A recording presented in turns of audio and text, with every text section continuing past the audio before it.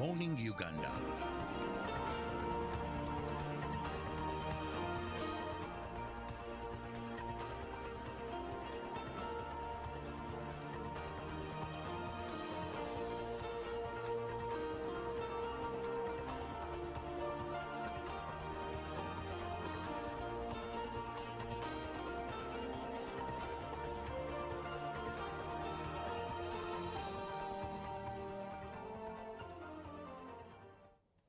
A very good morning to you. Welcome to Good Morning Uganda on UBC TV. We come to you live at Nile Avenue, from Nile Avenue. And seeing as it's a Wednesday, we take an opportunity to celebrate ladies in the world and women around us. Now, for me today, I want to celebrate someone special. And that is Joan Murungi. I know she's surprised, but why I'm celebrating her is first and foremost thanking her for joining the amazing team of Good Morning Uganda, and to just pat her on the back and tell her you are doing amazing. But Good Morning Uganda, my name is Julie F. Nantaba. I am with Joan Murungi, like I have mentioned, and Robert Chirabo Nyonyintono. Good morning, Robert. A lovely morning to you, Julie, and of course, Joan. But above all, you, our viewer, thank you very much for waking up with us this lovely Wednesday morning. Now, allow me also crush on these two beautiful ladies that sandwich me every morning. You know, it feels good, to be sandwiched. To be sandwiched. Oh, and wow. You have two beautiful ladies, and they're very brilliant. You know, I love and I enjoy listening to women speak. Most of voices of wisdom and knowledge, like the two I work with. But also, allow me crush on the one and only Prime Minister of the Republic of Uganda. Once again, she gets a celebration in the week. I think every day I get to enjoy and like her more and more, because I've been looking at a number of things, and do you know that in her home district there is so much transformation that has happened since she became a Prime Minister? I met someone who comes from that side, was telling me this, mentioning the achievements, said we thank the President because this lady has the capacity to lobby, but also to come on ground and see if things are working or not working. Of course, also, I want to send out a shout to the NUP vetting team. It is hard to vet your boss.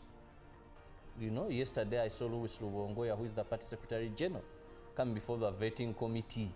Now, the question was, is there by any chance that you can deny him a card? I mean, I think even Joe Senyonyi was vetted yesterday. Even Joe Senyonyi, it's like your producer coming and you're among the, you know, I was just like, but I think NRM was wise enough to say that people who are on the SEC, you know, no, who are at the Secretariat, do not engage in active politics. Right. Though also they had a challenge when they had SEC members vetting.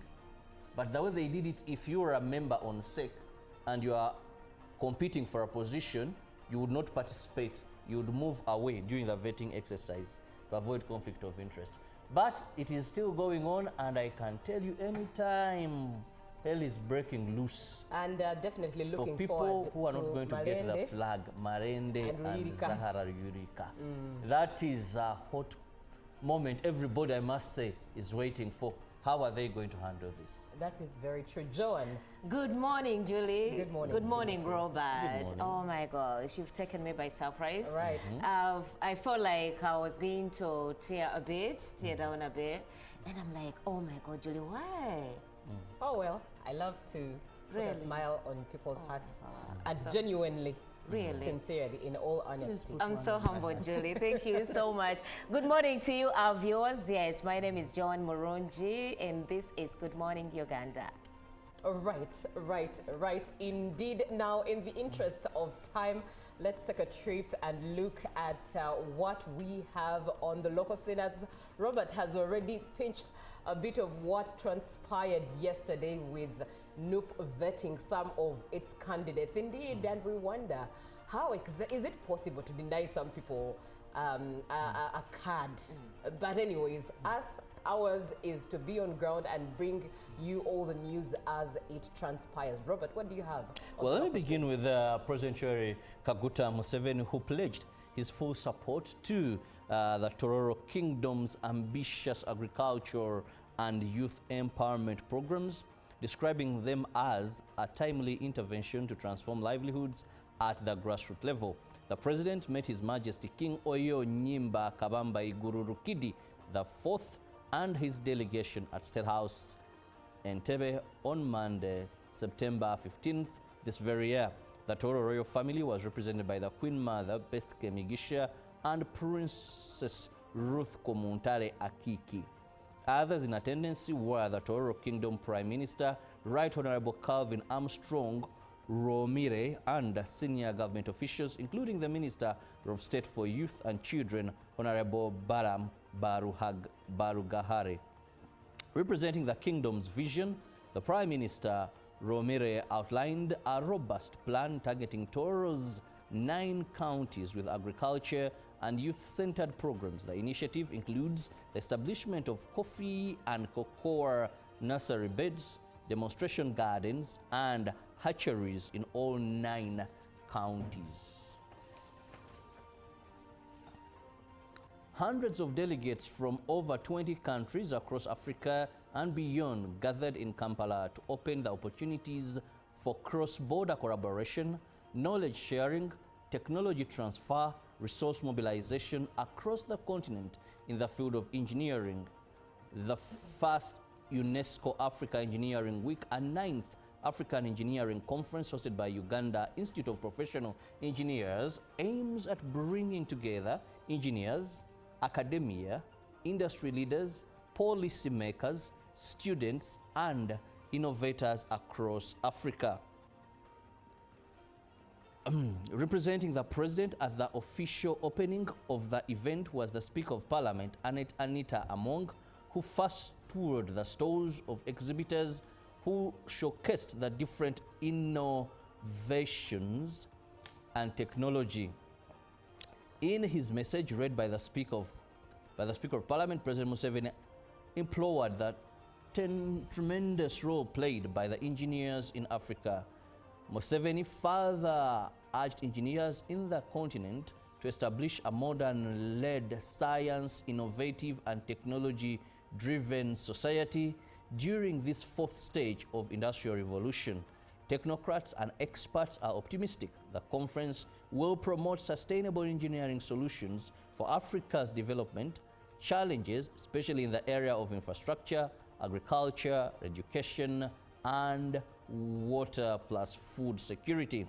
According to the day's exhibitors, there is a strong push in integrate STEM education, innovation, capacity building, and participation of young engineers and women. Parliament has tasked Ministry of Gender, Labour and Social Development, Ministry of Internal Affairs, and others to generate and implement the bilateral labour agreements that curb exploitation of Ugandan immigrant workers more in the UAE and other countries. This follows a disturbing investigative report by the BBC, which showed Ugandan girls who lost their lives through sexual exploitation and sex trade in Dubai. Legislators attributed this to the high rate of unemployment among the youth. This week, the media, more so social media, carried disturbing videos attributed to the BBC of some Ugandan girls who allegedly died as a result of sex trade and exploitation in Dubai. The Deputy Speaker of Parliament, Thomas Tayebwa, emphasized the gravity of the situation, calling upon government to investigate the matter and hold those involved accountable. He also called for comprehensive bilateral labor agreements to provide protection to Ugandan immigrant workers since the level of unemployment are still high among youth. Government said investigations into the BBC report are underway, with Workers MP Abudu Byakatonda assuring Parliament that the urgent action will be taken in regard to the Workers' Bill. Winding up local stories this morning, the National Unity Platform, NUP Secretary General Louis David Luongoya, together with the Leader of Opposition in Parliament, Joel Senyonyi, and other aspirants, appeared for voting at the party headquarters in Makerere Kavule. for the ongoing vetting exercise conducted by the party's Electoral Management Committee. The NUP leaders, including Joe Senyonyi, said they were ready to represent their constituencies in Parliament. David Lubongoya, who is contesting for Kampala Central Member of Parliament, explained the vetting process, assuring the people of Kampala what he intends to deliver when elected. Dr. Roy Semboga denied allegations of not being a NUP member. NUP spokesperson Joe Senyonyi clarified that they have the capacity to serve, but warned that the committee banned aspirants to come with their supporters. Meanwhile, two aspirants for the Kampala Woman Member of Parliament seat, Shamim Malende and Zahara Ruyurika, remained confident of the process. Elias Narukola advised fellow aspirants to remain focused on the reason why they joined the race. This was the second day of NUP's vetting process. Now, that brings us to the end of our local stories this morning. Let's take a look at what the international scene has for us. Okay, and yes, from the world press, we are commencing with Israeli Prime Minister Benjamin Netanyahu, who said on Monday that Israel intends to dismantle what he called a political and media blockade led by Qatar and China, in speaking at a Jerusalem event welcoming a bipartisan delegation of U.S. state lawmakers. Addressing attendees of the 50 States One Israel gathering at Israel's Ministry of Foreign Affairs, Netanyahu alleged that Beijing and Doha fund a media blockade operating in Western countries, including the United States. We are fighting this, and we also invest a lot of money, large resources in efforts to repel this part of the blockade, he noted. The media blockade that is financed with huge money, both by Qatar and by other countries like China, and they are also operating in the West, and no less so in the US, he added. China and Qatar have not commented on the accusations. The Prime Minister also warned Western nations about political pressure from vocal, violent Muslim communities, which he claimed had hampered Israel's access to weapons from abroad.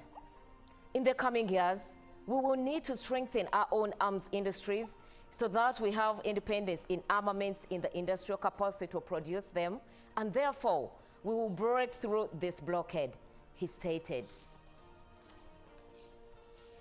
Advancing, UN Secretary General Antonio Guterres called a one-state solution in Gaza intolerable, condemning Israel's action in the enclave in New York on Tuesday, as a UN Commission inquiry alleged that Israel was committing genocide.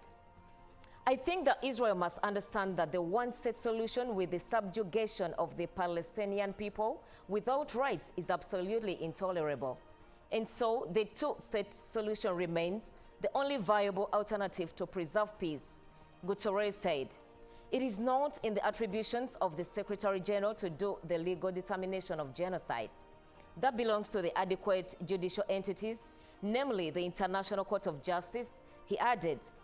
He went on to call for an immediate ceasefire in Gaza and urged the international community to act decisively to prevent further escalation. I think we absolutely must do everything and mobilize as much as we can the international community to make sure that the two-state solution prevails, he noted. What is the alternative? One state in which one people is deprived of basic rights? One state in which one people is moved out of their land? Guterres rejected proposals for an international protection force in Gaza, calling such a deployment unrealistic under current conditions. I do not think it will be possible to have a force at the present moment. Now, coming back to the continent of Africa, Nigeria's Minister of Interior and Decentralization, Mohamed Towumba, announced on Monday that the Alliance of Sahel States has recommended prosecuting France and Ukraine at the International Court of Justice. This is over alleged backing of terrorism. The move builds on proposals from an earlier meeting in Bamako, where ministers suggested creating a Sahelian criminal and human rights court and a high-security prison to handle terrorism cases, reducing reliance on international institutions. The AES has accused France, Ukraine, and several foreign media outlets of supporting terrorism. The claims include prosecuting France 24, RFI, and TV5 Monde for apology for terrorism, suspending their broadcasts, and investigating a France 24 journalist for alleged links to jihadist groups. AES also wrote to the UN Security Council accusing Ukraine of backing rebels in the Sahel, though Kyiv has denied it. Meanwhile, Niamey's governor, Soumana Abdul Haruna, criticized the International Criminal Court, claiming it had been used by powerful nations to undermine African sovereignty. Now that is it from the global coverage. Right, thank you very much, Joan. Really? I don't know if I have the capacity to bite. But we are backing. Oh, but they know backing dogs show them by. At least they can scare cowards. If a dog barks and barks and barks. For how long again? But at least they bark. We've now started barking. I hope eventually they bite. They bite, yes. Looking on to what we have in the press today, let's start off with the new vision. And government probes Dubai sex trade reports. That is the headline there. And police has launched investigations into the alleged exploitation of Ugandan girls. Also in the picture there of President Museveni meeting the Chabazinga of Busoga and the King of Toro there in the picture. And NRM SEC moots plan to pay party leaders. The story behind Uganda's party symbols, a story that you could look into through the new vision. And Nsasidwe starts journey to marriage. That is a granddaughter to President Museveni, who had her Gambubjenyi over the weekend. Now getting into the Daily Monitor, government scraps key ministry posts. Want to know which ministry posts these are? Buy yourself a copy of the Daily Monitor. And upcountry schools hire private teachers as strike bites hard. Also in the Daily Monitor, is the postal system still relevant? Very good question indeed. Now, horticulture boom, exports hit 81 million after decade surge. And we also have top NUP leaders vetted amid concern over bias. And the lizard comes through with his usual self. Those eating big will soon eat less. And that is referring to government scrapping key ministry posts, according to the lizard. Now let's head over to Tanzania, and that is in the Citizen, role of industrial clusters in driving inclusive growth. That's the headline there. And smartphone upgrade dilemma, is yearly hype really worth it? Talk about it. That's a very good question. Now, how HEAT project has transformed higher education, and Mwinyi Othman step-up campaign trails in Zanzibar. Also still in the Citizen, education experts push for broader literacy skills in the digital era.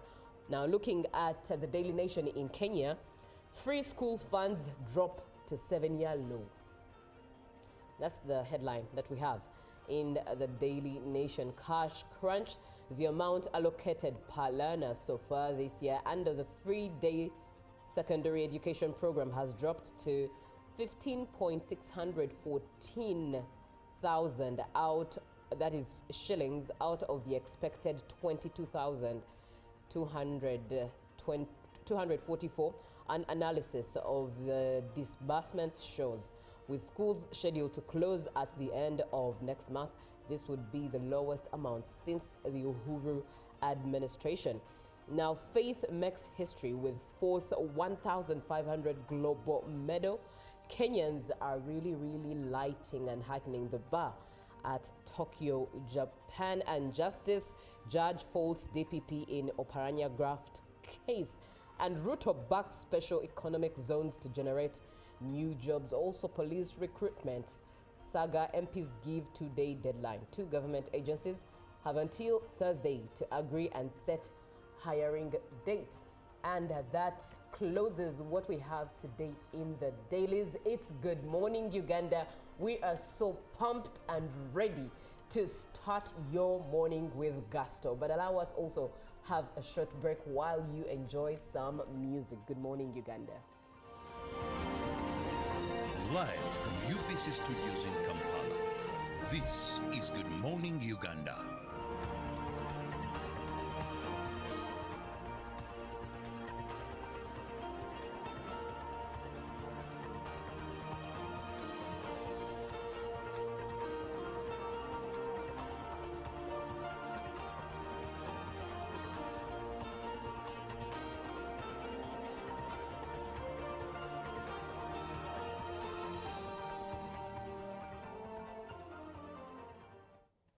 A very good morning to you. Welcome to Good Morning Uganda on UBC TV. We come to you live at Nile Avenue, from Nile Avenue. And seeing as it's a Wednesday, we take an opportunity to celebrate ladies in the world and women around us. Now, for me today, I want to celebrate someone special.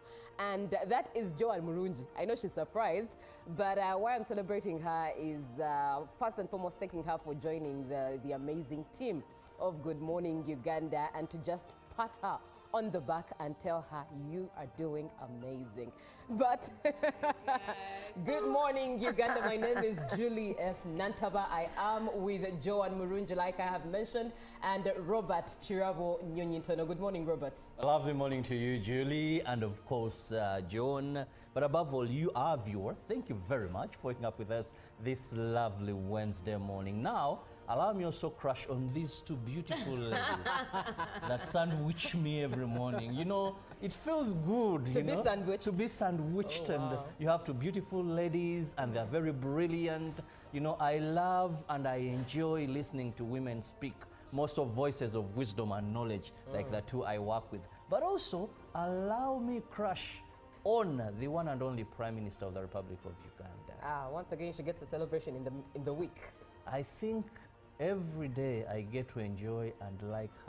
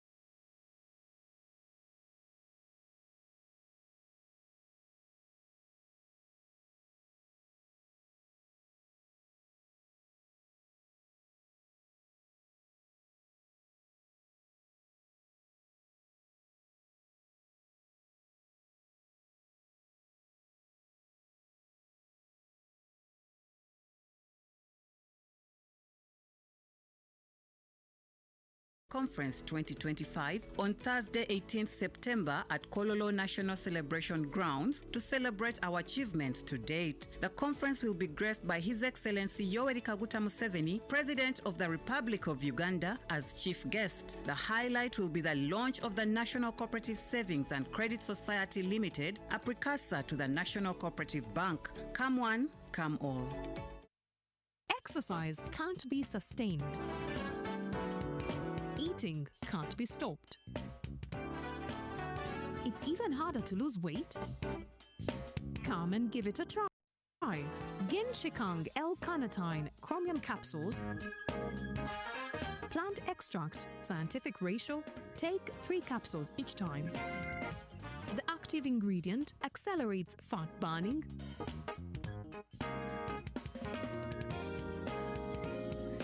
eat twice a day. Don't take a detour. Weight loss starts now.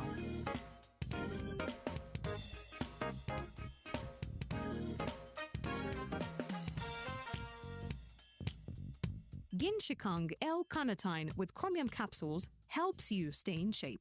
Please follow medical advice when taking this product. For more information, visit our website www.hgo.com or call 0800 335555. My friend Baka was found to be positive for Mpox at his old age. He needs our prayers. By the way, Timo, did you know that Mpox-related deaths occur among people with underlying conditions like HIV/AIDS, diabetes, malnutrition, and other old age-related illnesses? Of late, I've not been following Mpox issues. I thought it wasn't that serious. So, are you saying that as long as one has any underlying condition and feels unwell, just run to the hospital? Yes! You do not have to wait. If you have any of the signs and symptoms like a body rash, a fever, headache, and body weakness, visit your nearest health facility immediately. We do not have to take any chances, my brother. We need to immediately inform our peers in the club to be careful. You see, with Mpox, the magic is in getting treatment early. Those who have suffered severe disease, they wasted a lot of time either treating themselves or ignoring the disease.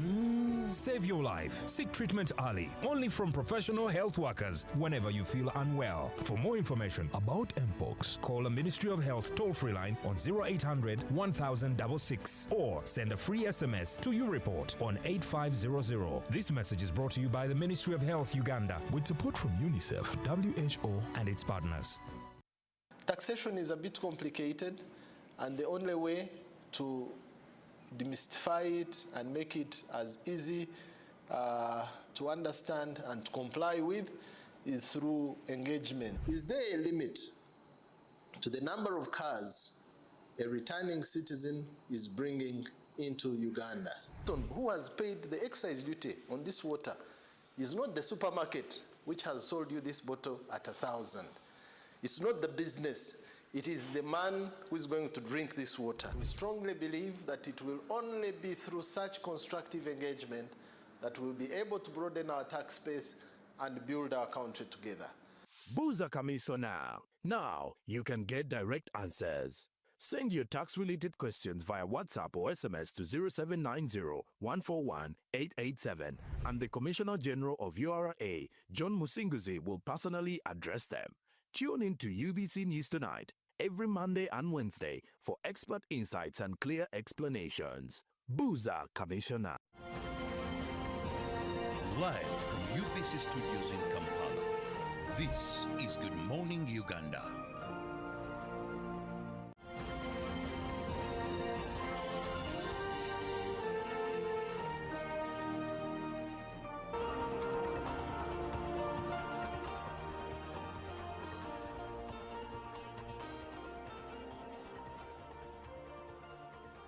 A lovely morning to you once again, and thank you very much for being with us on UBC TV. Now, welcome to the newsreel, and this morning we are going to be looking at the 16th annual Rule of Law Week.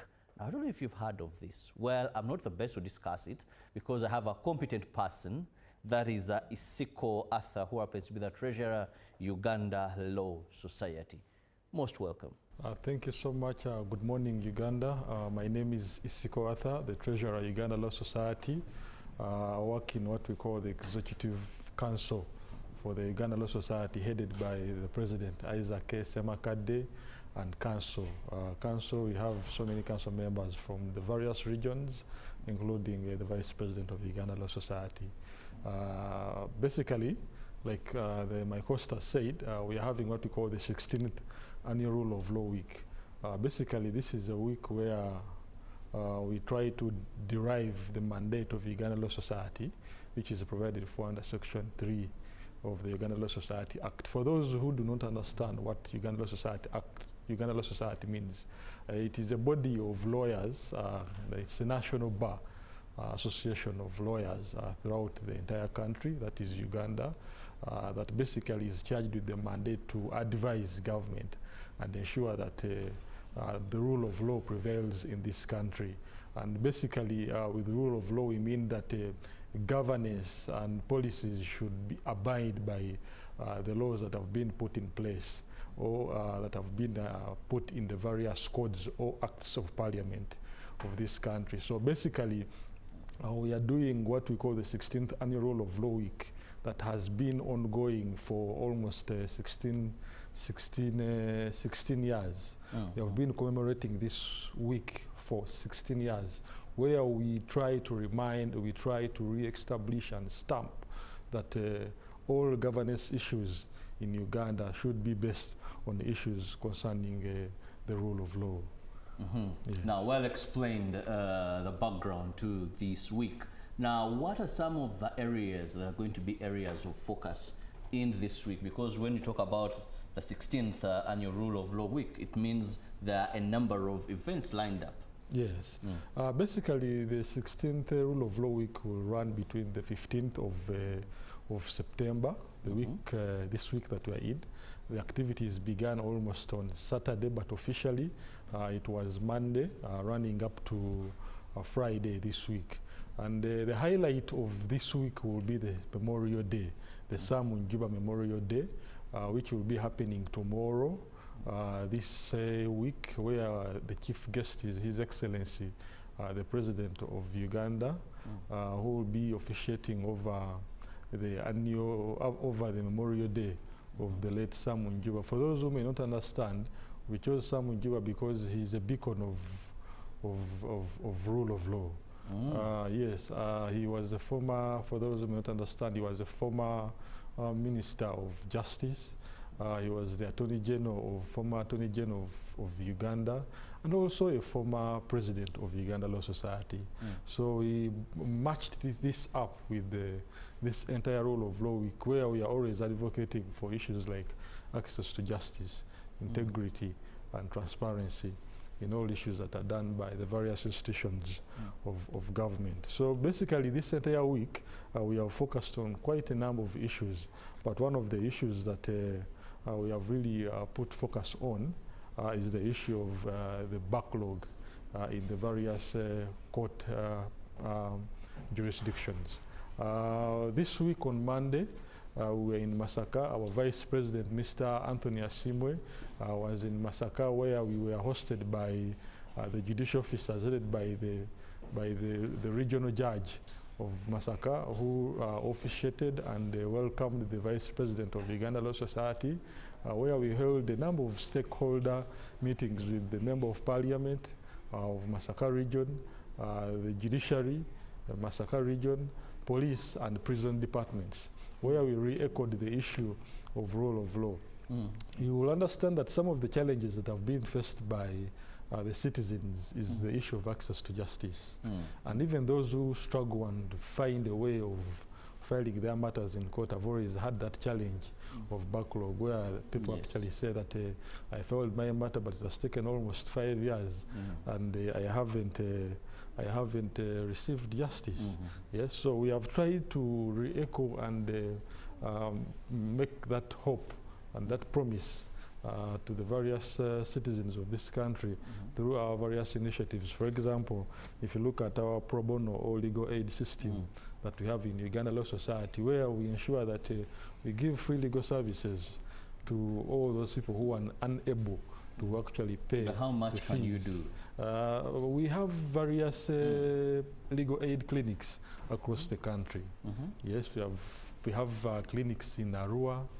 By a clinic, I mean an office that can actually handle where legal someone issues, can just where go into and get a lawyer for free. We call it a clinic because it is a place where we treat people's legal challenges.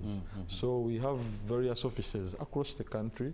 We have offices in Arua, we have offices in Jinja, Kabale, Masaka, where I've just talked about, Nakapilipiliti, Yeah, we have offices. How effective are these offices, Arthur? Because let me tell you, if you go to these courts, one, justice is expensive in Uganda. Yes.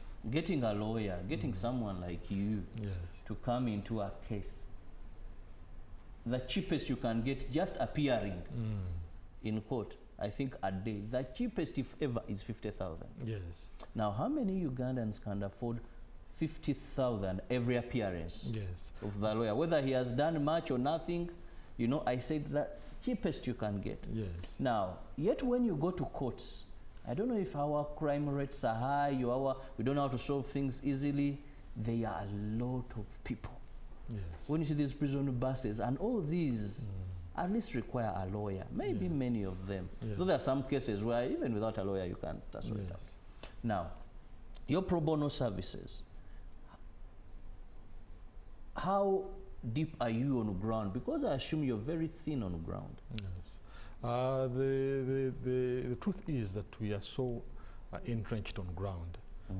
We have set up big offices where you find a minimum of 10 lawyers ready every day to ensure that they give free legal services. In fact, if I may give a bit of statistics, a minimum, we receive a minimum of 150 cases per day, and we are giving free legal services across all those regions. Of course, we do this with the partnership of our sponsors and our funders and people who actually believe in what we are actually intending to achieve, which is access to justice. Like you have said, there is a challenge of people being unable to actually pay for a lawyer. Not everyone is privileged like some people are. The people who are unable to pay even 50,000 Uganda shillings just for a day. So that is the role of Uganda Law Society. We came in to bridge that gap, to ensure that the common person out there can actually receive free legal services. And that is why we have been calling for radical solutions to backlog crisis. Backlog crisis, I mean that the issue where someone files a case and it takes more than 2 years to get justice. We are saying this system should take a maximum of 1 year. At the time of filing and the time of judgment, someone should at least have a conclusive determination of his matter. Those are the issues we are talking about. We are talking about digitalization. Digitalization, what do I mean? That we are trying to reduce on the cost of having justice. Digitalization reduces on that cost. Imagine you're a businessman, or you, let's say, you're engaged in so many activities across the country, and probably you have a matter in Arua, but you're staying in Kampala. Do you have to incur that cost of traveling to Arua to access justice? Yeah. Talk about our people who are in the rural areas of, let's say, Kaberamaido, but the court is in the city of Kaberamaido. Do they have to jump on a border? Do they have to incur those extra costs? Can we put facilities that can actually enable the people have that linkage and reduce on the transportation back and forth to ensure that they can actually access justice? So those are the issues that we are trying to bring out in this annual Rule of Law Week, where we are trying to inform the members that, look here, Rule of Law is the foundation of what we actually do. If you look at the Constitution and the preamble of the Constitution that actually is the supreme law of this country, it talked about the challenges we actually faced back those days, where actually people used to rule by decrees. Yeah, you have heard of orders from above. Those are the things we are trying to ensure that let there be proper channels, and that's what we call rule of law, not rule by law. There is what we call rule of law, where people have to follow the principles, have to follow the dictates of the law, and they follow it to the dot. So that is what Uganda Law Society is trying to push through this 16th annual Rule of Law Week. And we are trying to interrogate so many issues. For example, talk about the police to prison pipeline. Yeah? At the time when you are arrested till when you enter prison. Yes. That pipeline has a lot of challenges, and people have failed to understand, and this is simply because maybe there's been lack of awareness, and that is where we step in as Uganda Law Society. I told you under our Section 3 of the Uganda Law Society Act, we have that mandate to sensitize the masses. And we talk about issues, for example, if someone is arrested how long should the police detain? Probably there are some police officers who either are not aware or they need to be reminded that if you arrest someone, you have to keep that person maximum 2 days, 48 hours. But we have challenges where people are arrested for more than 48 hours. So those are the things that we are talking about, that unless such issues are talked about, unless we revive and we integrate and ensure that actually such issues are followed, there is likely to be a challenge in society. Yeah? So those are the issues that we are trying to talk about and try to ensure that the masses can actually appreciate. You have the issue of weaponization of justice, yeah? Where you find that people use the courts of law as a weapon. How? What do I mean by that? That probably one can either come up with a frivolous case. You've heard about those frivolous cases where someone is maybe arrested and frivolous charges are put against him. Yeah, because at the end of the day, justice has to be seen, to be done. When you sit here, when someone sits there, he has to be able to appreciate that indeed whatever is happening in the courts of law or in the other offices that ensure that justice is served is actually the justice that is being served. So basically that is what we are trying to re-echo in the 16th annual. Now, Arthur, you've raised pertinent issues. Yes. And no doubt when you talk about Uganda Law Society, it's one of those bodies. No wonder you call yourselves the Land Fellows. Now, for over time, this is the 16th annual Law Week. Have you seen anything that you can look at and say, this is success, this is an achievement? Our voices as the legal brains in this country who are meant to advise government, when we focused on this, we saw a change. Because the issues you've raised have been on for the last decade, I must say, and this is the 16th. Meaning you've been having this, or is it this time that you've chosen to bring them out? What do you intend to? First, let's look at history. Have you, does this make sense? Have you registered any tangible, something tangible? Yes. Of course, the council, the current council, when it came in office, we had what we call the 4 Ds. By the 4 Ds, I mean the mandate was to ensure that we bring about what we call democratization, demilitarization, digitalization, and democratization. So by that, when you talk about the challenges we have faced, recently you heard about the trial of civilians in military courts of law. You know how long that case has been in the justice trenches. You know the challenges and the cries of the civilians concerning the issues of trial of civilians in the military court. And I believe you know very well the role that Uganda Law Society played to ensure that we put not only pressure per se, but we show the judiciary the need to determine this issue. Yes? And I think you saw what actually happened. At the end of the day, court was able to pronounce itself on issues concerning trial of civilians in the military court. That is what I'm talking about by demilitarization. We are saying that civilians should be tried in civil courts of law. We have heard about the issue of bail, where we are saying that bail is a constitutional right. This is a constitution that has been in place since 1995, and it guarantees the right to bail as long as certain conditions are. I love the word you've added, as long as certain conditions are met. Yes, because that is what the law says. Yes. And that is what the law. You know, most people end at, it is my constitutional right. Yes. It is my constitutional right. You can't deny me bail. It can be denied. Yes, it can be denied. It can be denied. Yeah, it can be denied. And if it denies, there have to be reasons. There have to be reasons for the denial. You don't just wake up and deny someone the right, to bail. That is chapter 4. If you read chapter 4 of the Constitution of the Republic of Uganda, it clearly highlights the rights of the citizens of this country. And one of them is the right to have a speedy trial. Yeah, a speedy trial, and that is why the first thing I talked about is that why are there cases that take more than 10 years in the system? Is it an issue of underfunding? And that is why we are bringing in the stakeholders. That is why we have tried to bring in this bring this issue to the executive and tell them probably the judiciary is facing an issue of underfunding.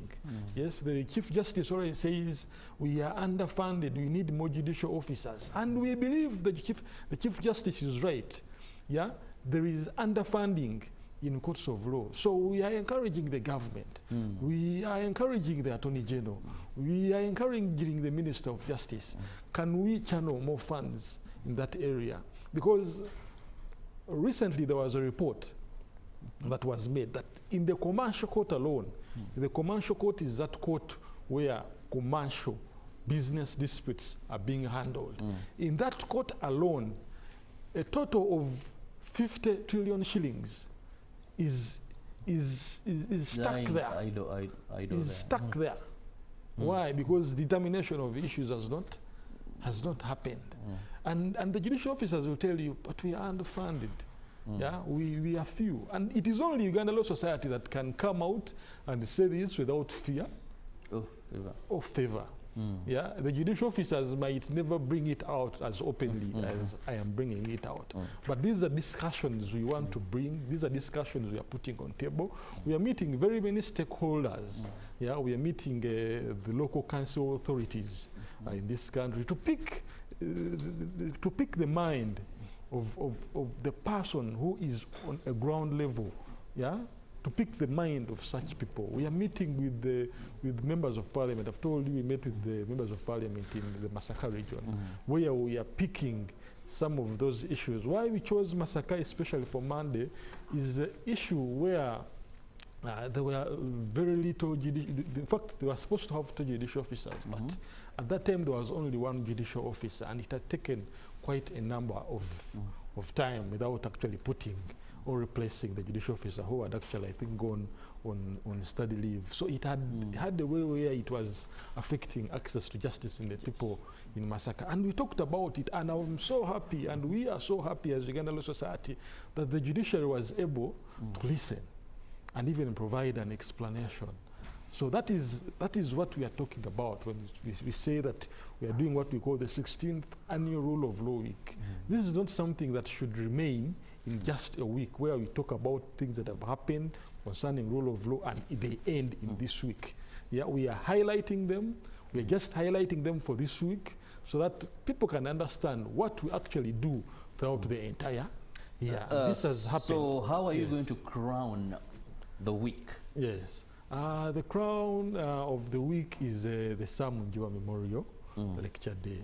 I think the judiciary has been having what we call the Bendicto Chiwanuka Memorial. Former Chief Justice. The former Chief Justice of Uganda. You know the challenges that he faced. We as Uganda Law Society, we are having what we call the Sam Njiwa Memorial Lecture Day. It's the first of its kind to happen in the history of this country. Sam Njiwa, for those who may not understand, he was a lawyer, an advocate. May his soul rest in peace because he passed on. He was a lawyer, and he was a lawyer who stood for rule of law. Yes. Those who read history know the challenges that he passed through during his fight to ensure there is rule of law. Do you know at one point, we have a president of the Uganda Law Society. When the former president, Idi Amin Dada, heard that there was a president of Uganda Law Society, he had to make a decree and say that henceforth there should only be one president in the court president. Yeah, and we had to remove the name president of Uganda Law Society and we called chairman of Uganda Law Society. But what doesn't that show you? There was a lot of arrest of lawyers. Yeah, lawyers who could try to push through for issues concerning rule of law, they could be arrested. So Samuel Njiwa was the person who actually fought for rule of law, and that is why we thank the family of the late Samuel Njiwa through the widow, retired Major Gertrude Njiwa, who has given us this opportunity to share the highlights to share the fights of the late Sam Njuba. And this culminated in Sam Njuba later on being appointed the Minister for Constitutional Affairs, Justice and Constitutional Affairs. He was the Mao of today. Yes, he was later on appointed the Attorney General of Uganda. He was the Chiriwa Chiwanuka, Honorable Chiriwa Chiwanuka of today. So we are putting this day as a crown, like you said. It's a crown. It's a crown of the week where we are memorizing. It's a memorial lecture. In attendance, yes, you expect His Excellency as the chief guest. He is expected. But also, how do people participate? Because where you have His Excellency, it's not a walk-in for everybody. Yeah, surprisingly, it is going to, we are encouraging as many stakeholder representations. It will be held at Uganda Law Society. Basically, we are inviting members of the public. All that someone has to do is to get in touch with the Secretariat of Uganda Law Society and reserve a seat. You reserve a seat for that memorial lecture day, because it is going to be the highlight of this 16th annual Rule of Law Week, and we shall be discussing and coming up with resolutions that will actually ensure that we streamline the management of affairs in this country. Arthur, let me just have your parting shot as I let you out of the studios. Yes, thank you Ugandans for listening to this program. As the Uganda Law Society, we remain dedicated to ensure that there is rule of law in this country, there is integrity in this country, and there is access to justice in this country. Everyone has a right to access justice, and that justice should be speedy. It should not be delayed. So those are my parting shows, and I wish you a very good day. Yes. Well, thank you so much, Isiko Arthur, who is the Treasurer, Uganda Law Society, and it is the 16th Annual Law Week. Activities, they have been mentioned, and tomorrow we shall have the Sam Kalega and Sam Memorial Lecture Day. Sam Njuba in fact, Memorial Lecture. For, if you may allow me, for the advocates. Now I'm speaking to the advocates. For the advocates in Uganda, today we have what we call the General Meeting. The General Meeting is the supreme body of Uganda Law Society. It is a body where lawyers meet, converge, and discuss issues concerning not only the leadership, but also how issues should be handled in this country. We are having that general meeting at Imperial Royal Hotel. It's happening at 2:30, and this is a call upon all advocates to show up, and we discuss the future of Uganda Law Society. That may be a very interesting meeting to attend, given what the society, the challenges, the ups and downs you're going through. I give you an invitation. I'm not an advocate. You can come and... you land friends sometimes. You know, Uganda Law Society is a transparent entity. You can come and pick some snippets on what will be happening, and I believe they will be good. With your invitation, yes, I will attend. Yes, so it's been a pleasure having you. It's a pleasure. And of course, please let's be part of this memorial lecture of Sam Njuba. He did great, and let's attend so that we enjoy and get to know more. And also for the advocates, yes, come discuss the affairs of the Uganda Law Society.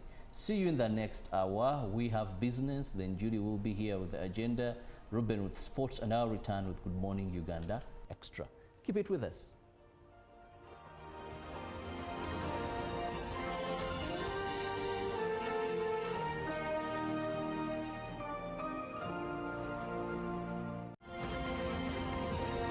Live from UBC Studios in Kampala, this is Good Morning Uganda. The Uganda Cooperative Alliance invites cooperators and the general public to the National Cooperative Conference 2025 on Thursday, 18th September at Kololo National Celebration Grounds to celebrate our achievements to date. The conference will be graced by His Excellency Yoweri Kaguta Museveni, President of the Republic of Uganda, as chief guest. The highlight will be the launch of the National Cooperative Savings and Credit Society Limited, a precursor to the National Cooperative Bank. Come one, come all. Revered as the patrons of the wild, my horn stood tall, announcing my presence among Africa's Big Five. Yet, with all my strength, I struggled to survive. Then Uganda Wildlife Authority gave us something, a safe home at the Ziwa Rhino Sanctuary. And here we begin to thrive again. Today, we are 48 members strong, with 17 cows, ready to take our unique story into the future. This is your lifetime opportunity to name a rhino, and with it, find the conservation efforts that keep our story alive. For more information, visit our website, www.ugandawildlifeauthority.org. Pick of the day on UBC. Every Wednesday, 10 p.m. on your public broadcaster.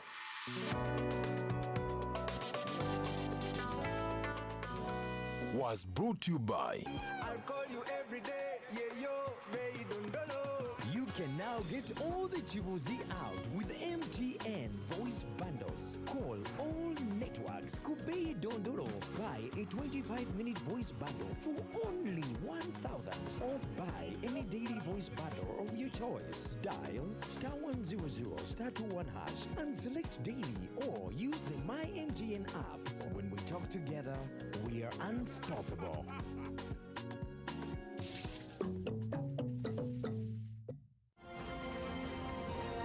Live from UBC Studios in Kampala, this is Good Morning Uganda.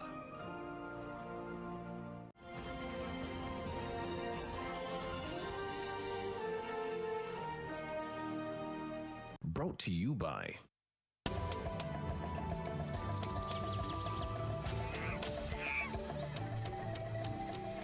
Uniquely Ours. Explore Uganda. Yes, good morning once again, Marangazuk Ik, Mata Dadang Ikarimajong. We are in Karamoja, and today behind us is the Karatunga setting, and with us is the Ik community. I suppose so many of you have heard about the Ik community, but now it's time to get to know about who the Ik are. Yes, with me is Mr. Peter, who is going to tell us what the setting behind us means. I believe everything has a meaning, the heart, how we are seated, the culture outfit, and who the Ik are. Yes, he's going to be introducing himself again and tell us about the community. Yes, thank you so much, Sakea. Good morning, Uganda again.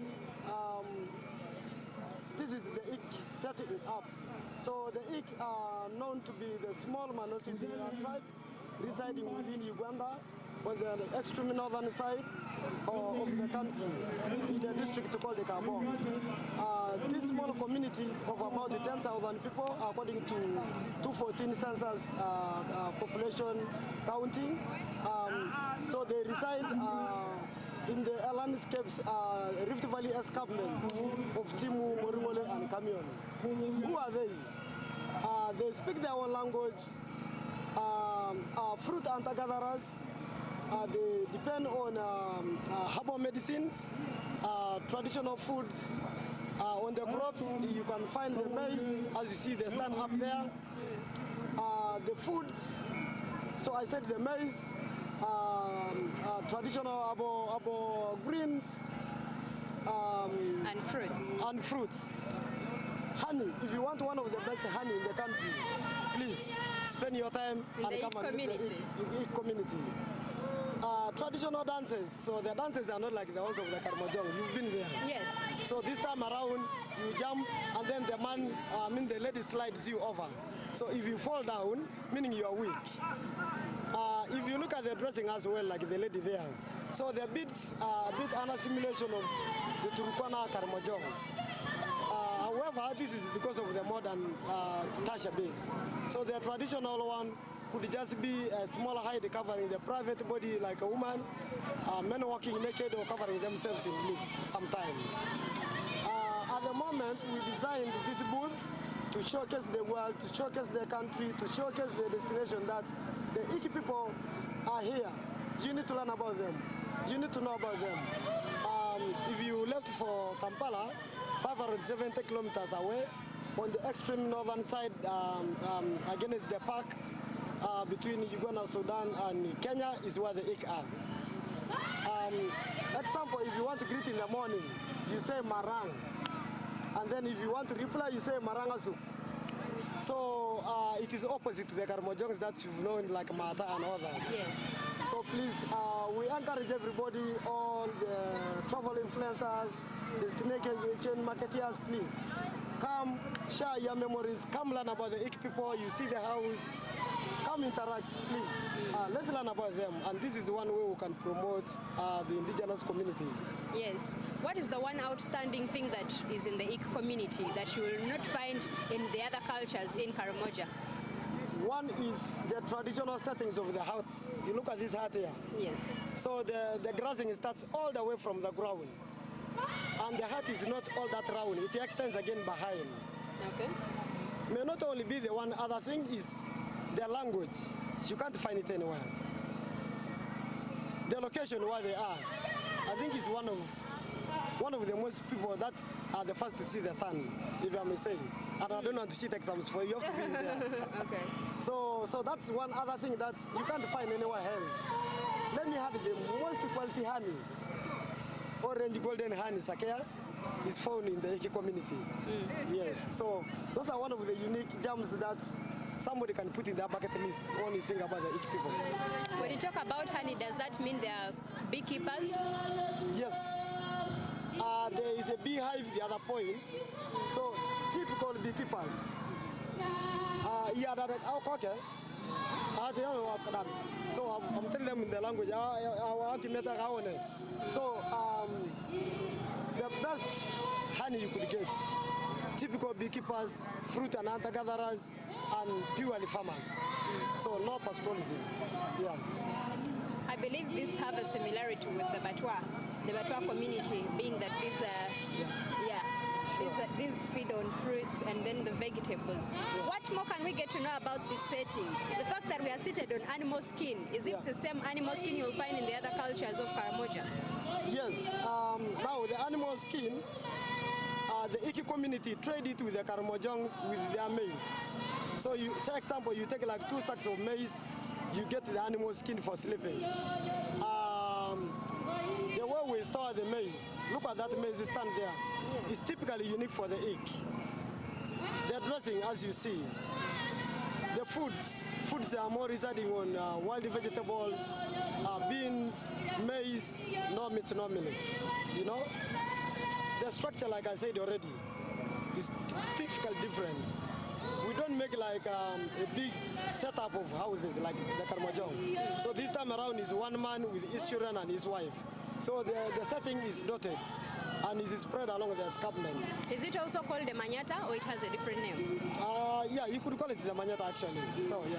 Yes. Yeah. Okay, asking about the animal skin, I'm seeing others with the leopard, others have zebra.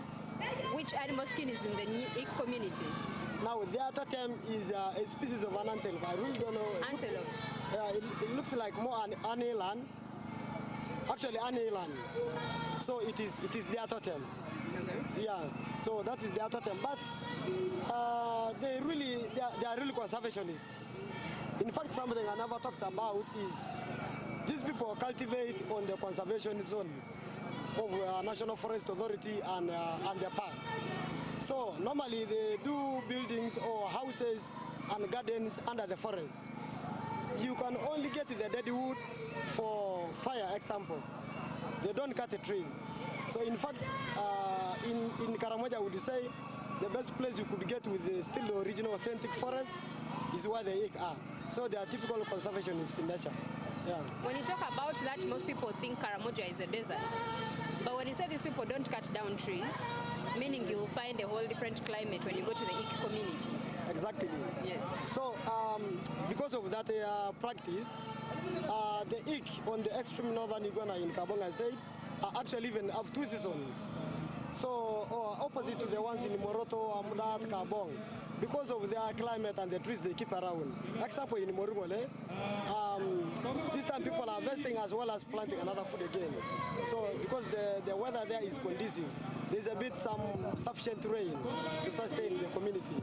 Whereas the Karamojong is down, we've chopped everything and is almost bare. So that explains the difference in seasons. Yeah. All right, you just heard from the Ik community. All along you thought Karamoja is probably just a conversion of one culture, but you got to hear that there are different cultures within the actual culture. You heard about the Ik, and stick around because we are yet to bring you a whole different culture also from Karamoja.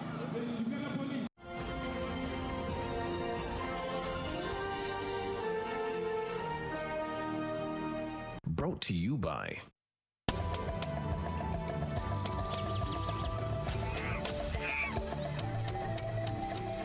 Uniquely Ours. Explore Uganda.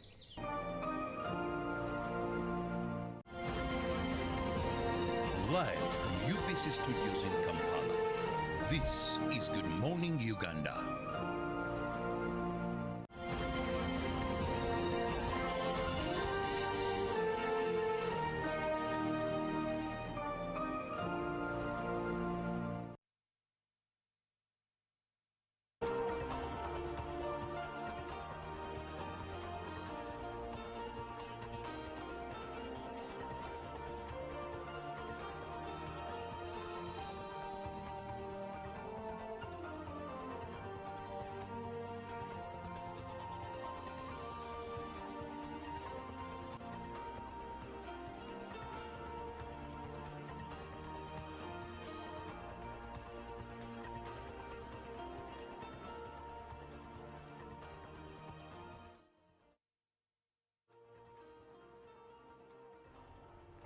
Good morning once again. My name is Joan Murungi and this is Good Morning Uganda. Yes, you're just right in time for the business intelligence just at this moment. And I'm going to begin with the Uganda Insurance Brokers Association, which has partnered with the APA Insurance and Holland Health to launch the international health insurance policy dubbed the APA International Health.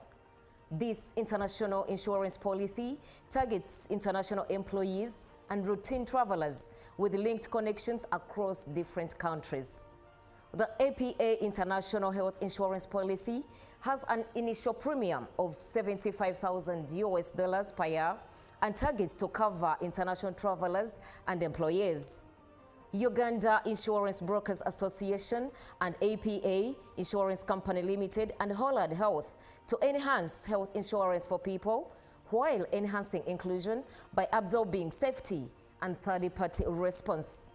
The initiative includes a health application to monitor people's health, and some doctors are easily accessible online. The mode of claim is essentially digital to ease access for distant claimants. The operations of the insurance companies are active in Asia, Europe, China, Africa, and beyond, enhancing inclusion. Insurance experts plan to utilize and enhance inclusion through sensitization and awareness drives.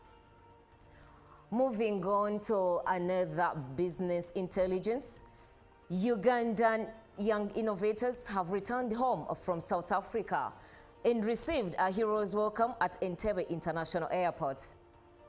The Olive School team from Namugongo also scooped second place at the World Robot Olympiad.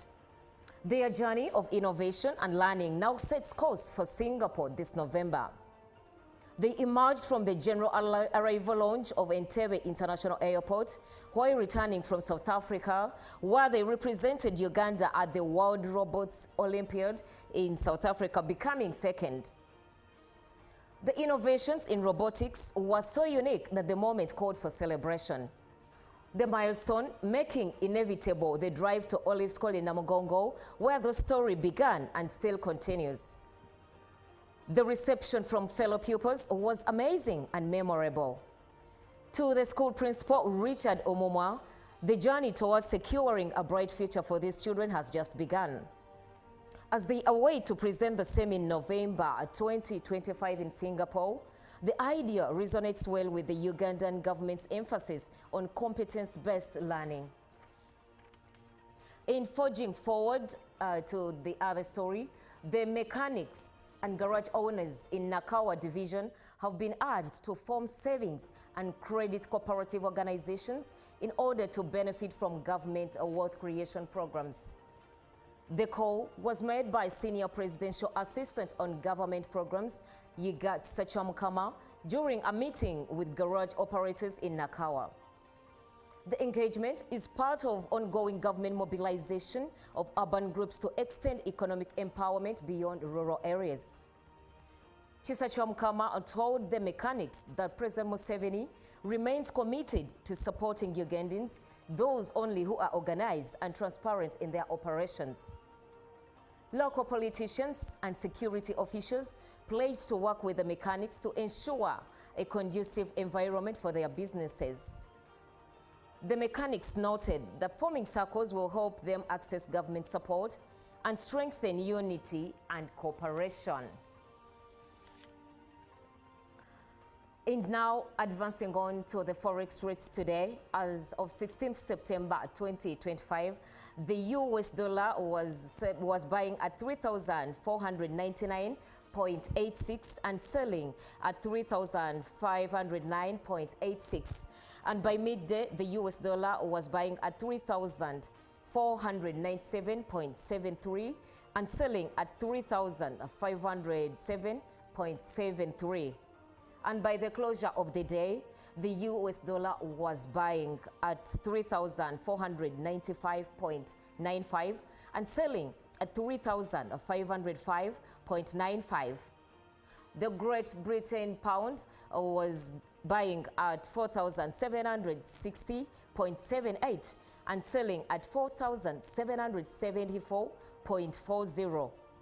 The euro was buying at 4,117.18 and sold at 4,128.95. The Kenyan shilling was buying 27.05 and sold at 27.13, while the Tanzanian shilling was buying at 1.41 and selling at 1.41. The South African rand was buying at 201.55 and sold at 202.13. That was it from the commercial sector here at UBC. My name is Joan Murungi, and the agenda is coming up. This is Good Morning Uganda.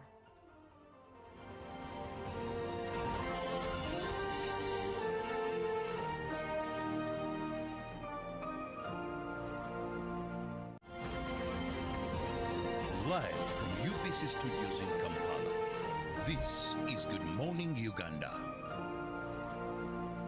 Pick of the day on UBC. Every Wednesday, 10 p.m. on your public broadcaster.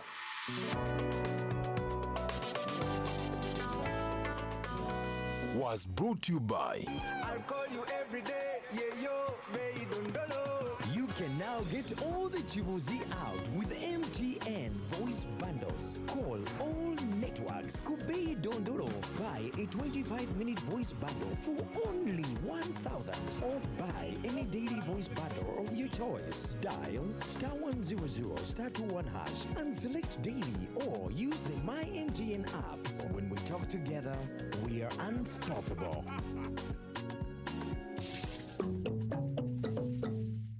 Exercise can't be sustained.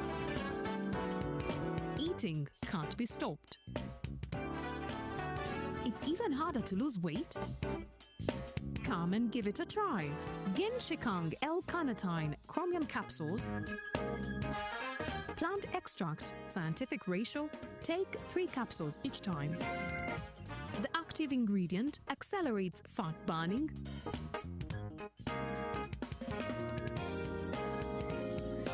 eat twice a day. Don't take a detour. Weight loss, starts now.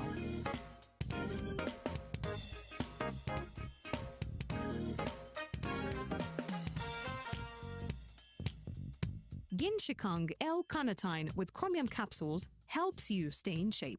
Please follow medical advice when taking this product. For more information, visit our website www.hgo.com or call 0800 335555.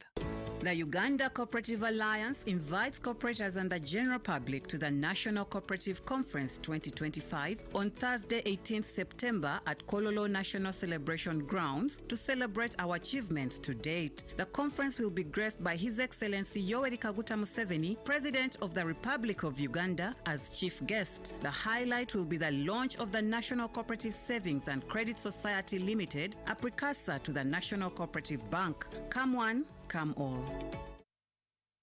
My friend Baka was found to be positive for Mpox at his old age. He needs our prayers. By the way, Timo, did you know that Mpox-related deaths occur among people with underlying conditions like HIV/AIDS, diabetes, malnutrition, and other old age-related illnesses? Of late, I've not been following Mpox issues. I thought it wasn't that serious. So, are you saying that as long as one has any underlying condition and feels unwell, just run to the hospital? Yes! You do not have to wait. If you have any of the signs and symptoms like a body rash, a fever, headache, and body weakness, visit your nearest health facility immediately. We do not have to take any chances, my brother. We need to immediately inform our peers in the club to be careful. You see, with Mpox, the magic is in getting treatment early. Those who have suffered severe disease, they wasted a lot of time either treating themselves or ignoring the disease. Save your life. Seek treatment early. Only from professional health workers whenever you feel unwell. For more information about Mpox, call the Ministry of Health toll-free line on 0800 1066 or send a free SMS to your report on 8500. This message is brought to you by the Ministry of Health Uganda with support from UNICEF, WHO, and its partners. Taxation is a bit complicated, and the only way to demystify it and make it as easy to understand and to comply with is through engagement. Is there a limit to the number of cars a returning citizen is bringing into Uganda? Who has paid the excise duty on this water is not the supermarket which has sold you this bottle at 1,000. It's not the business. It is the man who is going to drink this water. We strongly believe that it will only be through such constructive engagement that we'll be able to broaden our tax base and build our country together. Buza Kamiso now. Now you can get direct answers. Send your tax-related questions via WhatsApp or SMS to 0790-141-887, and the Commissioner General of URA, John Musinguzi, will personally address them. Tune in to UBC News Tonight every Monday and Wednesday for expert insights and clear explanations. Buza Commissioner. Every Wednesday, live in our studios in the heart of Kampala. We have to change the political culture in this country, really. Who has bewitched Ugandans? I want to assure you, as government, we shall do whatever it takes to ensure that Ugandans are safe. We have conversations that have analysis, explanation. This law society, this union of theirs, because they want a job everywhere, they want to be this, they want to be that, they want... No. We know it's a union. You cannot be making a road, bitumen grade 1, in Congo for 5 billion. But not every truth is fact, and not every fact is truth. The argument that the General Court Martial is responsible for peace and stability is without basis, either in law or in fact. We have been told how Napoleon was a great orator. Now, Napoleon cannot help me get food. They told me combine harvest in Saskatchewan. I don't know where Saskatchewan is. This is a geography we're taught. Instead of teaching me how to preserve Mabera forest, they're teaching me about Rhineland. This is a problem we got. We cannot run away from it. Right now, you hear very disgusting stories of members of parliament. Instead of discussing the details of loans, they ask for their cuts. Every Wednesday, 10 p.m. on your public broadcaster.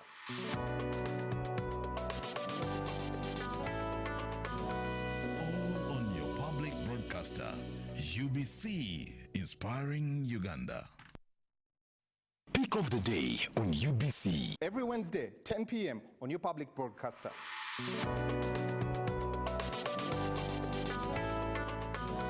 Was brought to you by I'll call you every day, yeah yo, You can now get all the chibuzi out with MTN voice bundles. Call all networks Kubei Dondoro.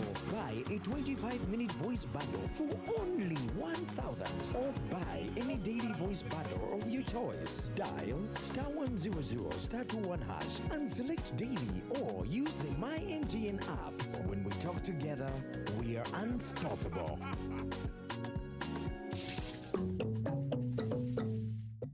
Revered as the patrons of the wild, my horn stood tall, announcing my presence among Africa's Big Five. Yet, with all my strength, I struggled to survive.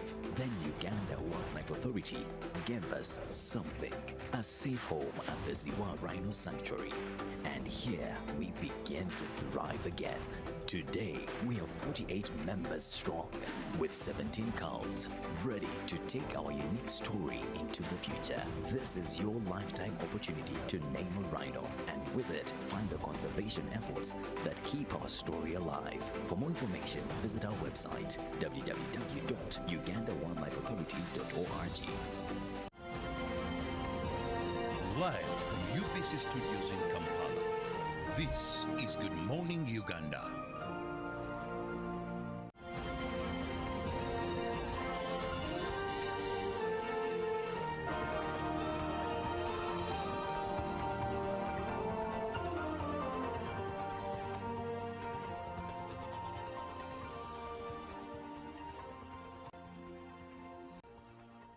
Good morning. Welcome back from the Real JMU Tourism Express and business time for the agenda. My name is Julie F. Nantaba, and as every Wednesday, we have conversations on the cooperative movement. Now, tomorrow, the 18th of September 2025, will be the celebration at a conference in Kololo of the cooperative movement, and we're looking at the achievements of this journey thus far. And of course, together with me is CPA Ivan Asimwe, who is the General Secretary of the Uganda Cooperative Alliance, alongside Ms. Justin Kainza, who is the Head of Partnerships at the Uganda Cooperative Alliance. Now, you could have questions as to what has been achieved. How far was what has been achieved elaborated into effect? All of the different questions that you might be having, 0709602592. If you have anything to add on to the building that's already moving so fast and strategically, please be a part of the conversation as well. 0709602592. Good morning, Ivan. Good morning, Madam Judy. And good morning to all our viewers. Right. Good morning, Justin. Good morning, Julie, and good morning, dear viewers. Always a pleasure having the both of you. And I will start with you, Justin. Yes. What does this milestone represent for the Uganda Cooperative Alliance and the cooperative movement altogether in Uganda? Thank you so much, Julie. We are so happy as the cooperative movement. Uganda Cooperative Alliance is coordinating. But as the cooperative movement, when we come way back from 1913 in Chinakulia to where we are today, it's really, we celebrate. We have a reason to celebrate. Right. As the cooperative movement, we have come a long way. We have come a long way. But I really appreciate that we have seen cooperatives evolve over time. When you look in the 90s, cooperatives were majored in agriculture, marketing, but today we have seen cooperatives grow into, we have health cooperatives, we have different forms and types of cooperatives. We have health, we have energy, we have multi-purpose. They are diverse in nature, and this shows that they capture they reflect what the economy looks like in Uganda today. As the cooperative movement, we have also seen our laws come in place. We are still pushing for other issues like cooperative education. Yes, we have Chigumba and Tororo, the colleges, but we want to see them taken to another level. But to get to a level right now, when we are reflecting, getting back and taking, like we are going to launch the cooperative bank, this is a very big achievement for the cooperators, because those who have enjoyed it, who have partaken of these services in the past, really appreciated them. They appreciated the access to finance, the ease of access, and also the mode of payment, because it understood, it appreciated the cooperative model. So these are some of the milestones that we celebrate as a cooperative movement, and we are so grateful to government for the support it is rendering to the cooperative movement. We've seen today also the EMIOGAs and PDMs. All those are cooperatives. And that's why we are saying tomorrow we want to consolidate. We want to come together as a movement. There are issues amongst us when we hold our annual general meetings. Cooperators do raise some issues. Now, like the COP Bank was one of those salient key issues, or issue of access to finance. That is one of the issues. We need to harmonize our laws. Those are some of the issues that we are. And now the tax holiday, the General Secretary will elaborate on the tax holiday. We've been enjoying it from 2017. We are saying 2027 it's ending, but how do we move forward? We have the EMIOGAs and PDMs coming on board. How can they also benefit from that offer which was given to us by government? Right, thank you very much, Justin. Let me come to you, CPA. How has the cooperative movement, for someone who hasn't believed in the cooperative movement as yet, and perhaps they still underlook it and look at it as something that is minor or probably myopic, do paint a picture for them as to how the cooperative movement has elaborated and enhanced the socio-economic development of Uganda as a nation. Thank you so much, Madam Judy, and good morning once again, our viewers. Sorry, I have some cough, but Madam Judy, before we proceed, I want to demonstrate something here. This is a bottle. All right. I want you to help me and open this bottle for me. Right now? Right now, open Okay. it. So why do you put two hands, not one? Because I can't just open it with one hand. So what is the implication? Support? Support. I need support to open it. That is the simple analogy of a cooperative. Right. You can never succeed. There is no economy on earth that has succeeded without cooperation. And it will never be there. And God was very clever when he was creating a human being, because a human being is a special creature. He made sure that he gives you two parts to help each other. If they are hands, they are two. If they are arms, they are two. If they are legs, they are two. If they are ears, they are two. But the mouth is one. Simple logic. Listen more than you talk. Simple logic here. Why is Africa poor? I just want to use that analogy. Instead of our hands coming together to support each other and develop our economy, one hand is a beggar, the other hand is a donor. You donate your wealth, but you beg for money. You donate your coffee, export it as raw coffee, and beg the importer for support. To add value. Yet, you have exported your raw coffee. Someone makes money, you remain a beggar. But if the two hands came together, Julie, Africa is a continent gifted by nature. Uganda is a part of Africa. We are not supposed to be talking of poverty in Africa. We are supposed to be donors. Why would you export raw coffee? Yet you studied primary, secondary, university, masters, PhD, you are still exporting raw coffee. Someone in Europe who is not a coffee farmer is making a lot of money for you remain poor here. That's why I want to appreciate the government and His Excellency the President. He has emphasized the issue of value addition. NDP 4 is very clear. It emphasizes industrialization in order to improve the household incomes. That is very good. So it's upon us, Ugandans, to sit down, value what God gave us, stop donating, but instead we become donors, not beggars, because we have everything. You donate, you send your minerals in raw form. They go and make a phone like this. A mineral that you exported at 1,000 per kilo, you are importing just a tenth of that in a phone, but you are buying it millions of money. And yet we have engineers. You are bringing people to invest here, but you can develop the local content and the people themselves invest and look at what is missing. So that is the power of cooperation. That's why God gave us everything like that. This one help this. This hand help the other. Without this, then you are now classified as a person with a disability. Right. But we are not disabled. We have the capacity, but we need to use our brains. So that's the whole analogy. Now, away from that, Justin has just mentioned, in 1913, we are talking of China Korea. In Uganda, meaning your enemy is just, it will eat you. Now, today, we are celebrating. And the topic is very good, celebrating the cooperative milestones. I want to tell you, Jackie, a lot has happened in this country. A lot has happened.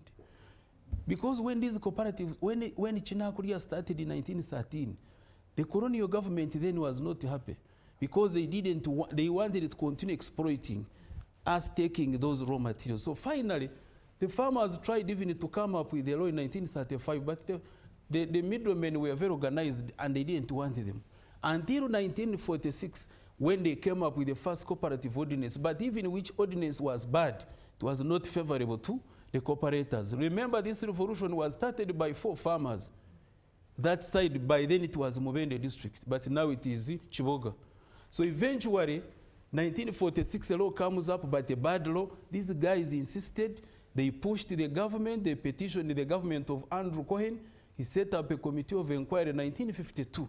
And on the 11th of June 1952, a report was released. And immediately, the 1946 law was repealed, giving birth to the one of 1952. And that is when now cooperatives grew very fast. They formed the bank in 1964. They formed the UC in 1961.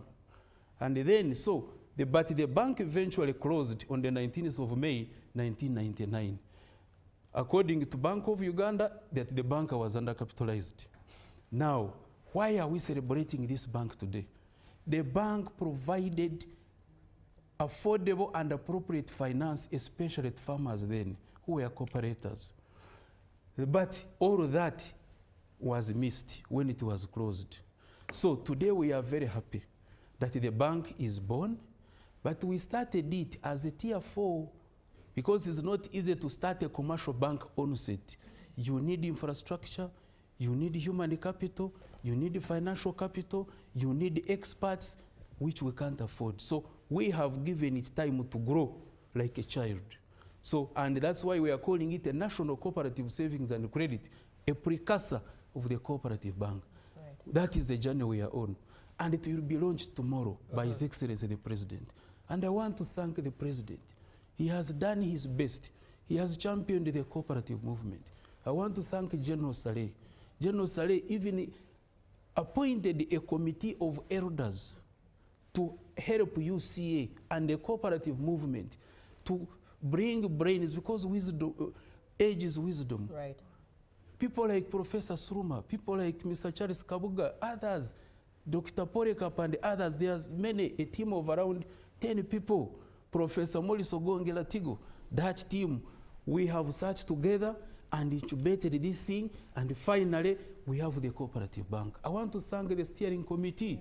We had the National Steering Committee appointed by the minister, because when the cabinet approved the decision to have the bank, as required by Section 49 of the Cooperative Societies Act, Cap 107, then immediately the minister came up with a committee the committee to steer the process, chaired by Uganda Cooperative Alliance. I chair it. So I want to thank the whole team, Wazalendo, Exodus, Walimu, Ukusku, UCAFS, and Ministry of Trade. So this thing has not just come from nowhere.